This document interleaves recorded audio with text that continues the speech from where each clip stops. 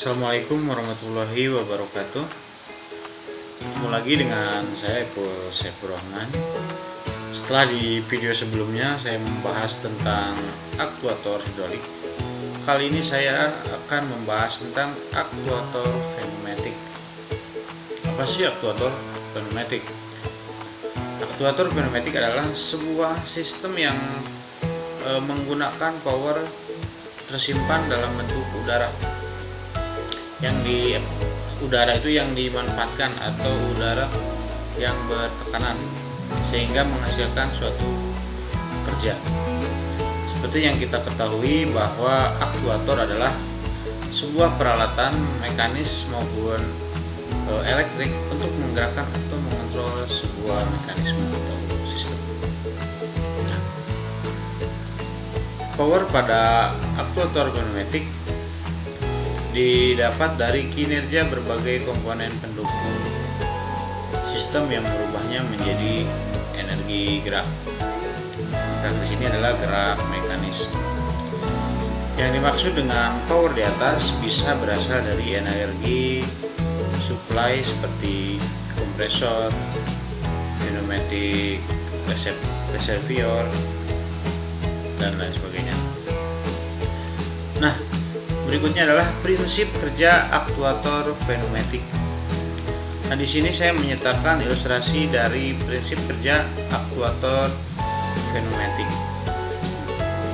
Kalau dilihat dari gambar ini, bisa kita jelaskan bahwa prinsip kerja aktuator pneumatik, energi utama dalam sistem hidrolik dihasilkan oleh kompresor, sehingga menghasilkan air power atau udara bertekanan sebagai energi sebagai energi utama dalam sistem hidrolik. Dan ini dihasilkan oleh kompresor. Nah, jenis dan kapasitas kompresor yang diperlukan harus sesuai dengan kapasitas pneumatik atau jumlah kebutuhan udara yang bekerja dalam sistem pneumatik. Nah, yang perlu diperhatikan pada sistem pneumatik adalah kualitas dari udara bertekanan yang mengalir dalam sistem. Berikutnya, udara bertekanan yang dihasilkan dari kompresor diteruskan ke elemen pendukung. Nah, elemen pendukung di sini bisa berupa solenoid sehingga menghasilkan output berupa energi gerak yang digerakkan oleh aktuator pneumatik. Berikutnya adalah kontrol sistem pneumatik. Nah, rangkaian sistem kontrol pneumatik ini terdiri dari beberapa tingkatan proses yang menggambarkan kinerja perangkat keras dan aliran sinyal. Nah, beberapa proses pembentuk lintasan kontrol untuk aliran sinyal ini melalui dari sinyal input menuju sinyal output, sehingga sistem ini cukup kompleks untuk menghasilkan kerja pada aktuatornya. Dan berikutnya adalah komponen utama sistem pneumatik. Nah, komponen utama sistem pneumatik ini ada 4. Yang pertama adalah sistem pembangkitan udara yang terkompresi. Nah, yang terkompresi ini bisa berasal dari kompresor, dryer, tangki penyimpanan, atau kalau istilahnya bejana tekan. Nah, yang kedua itu ada unit pengolah udara atau filter, regulator, lubrikator. Dan yang ketiga adalah katup sebagai pengatur arah tekanan dan aliran fluida. Yang keempat adalah aktuator energi fluida menjadi energi gerak. Yang kelima adalah sistem perpipaan Dan yang keenam, sensor dan transducer, dan yang ketujuh, sistem kendali dan display. Nah, pengelompokan alur sistem pneumatik itu ada 4. Mohon maaf, tadi harusnya ada yang ada 4 itu alur sistem pneumatik. Yang berikutnya itu, yang pertama ada catu daya atau energi supply, atau bisa istilah itu power supply. Yang kedua adalah elemen masukan atau sensor. Yang ketiga adalah elemen pengolah atau prosesor, dan yang keempat adalah elemen kerja aktuator. Nah, berikutnya ada yang namanya directional valve atau katup pengarah. Nah, katup ini berfungsi untuk mengatur atau mengendalikan arah udara terkompresi yang akan bekerja menggerakkan aktuator.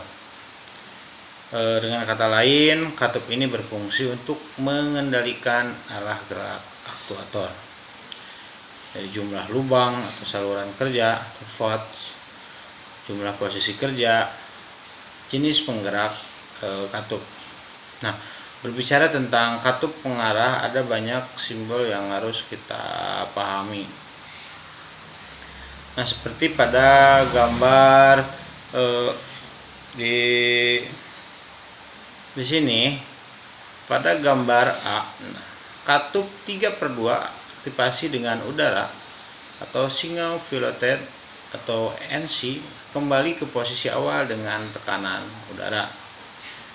Bila dilihat pada gambar B, katup 3/2 aktivasi dengan udara double piloted NC, yang mana kembali ke posisi awal dengan udara bertekanan. Nah, bila dilihat pada gambar C, katup 5/2 aktivasi dengan solenoid NC kembali ke posisi awal dengan tekanan pegas. Dan pada gambar D, katup 5/2 aktivasi dengan udara bertekanan ganda atau double pilot NC kembali ke posisi awal dengan udara bertekanan. Nah, berikutnya ini ada simbol-simbol dalam pneumatik.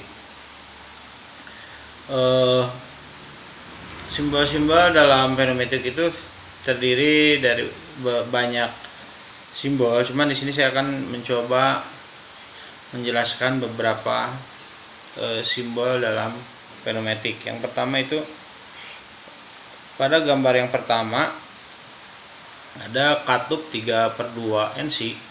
Nah, ini dioperasikan dengan tombol dan kembali dengan pegas.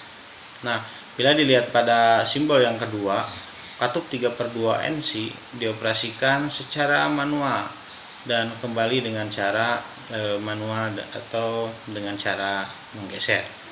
Nah, bila dilihat pada simbol nomor 3, katup 3/2 NO dioperasikan dengan roll dan kembali dengan pegas atau limit switch. Nah, bila dilihat pada gambar yang keempat, katup 3/2 NC dioperasikan dengan roll ide dan kembali dengan pegas. Nah, lanjut aja ke materi berikutnya adalah pressure regulator valve. Katup ini berfungsi untuk mengatur besar kecil tekanan udara yang terkompresi yang akan keluar dari service unit dan nanti bekerja pada sistem pneumatik atau tekanan kerja. Nah, yang berikutnya ada pressure relief valve. Katup ini berfungsi untuk membatasi tekanan kerja maksimum pada sistem. Apabila terjadi tekanan lebih, maka katup outlet akan terbuka dan tekanan udara udara yang berlebih itu akan terbuang. Nah, mungkin itu saja yang bisa saya sampaikan, kurang lebihnya mohon maaf. Wabillahi taufiq wal hidayah. Wassalamualaikum warahmatullahi wabarakatuh.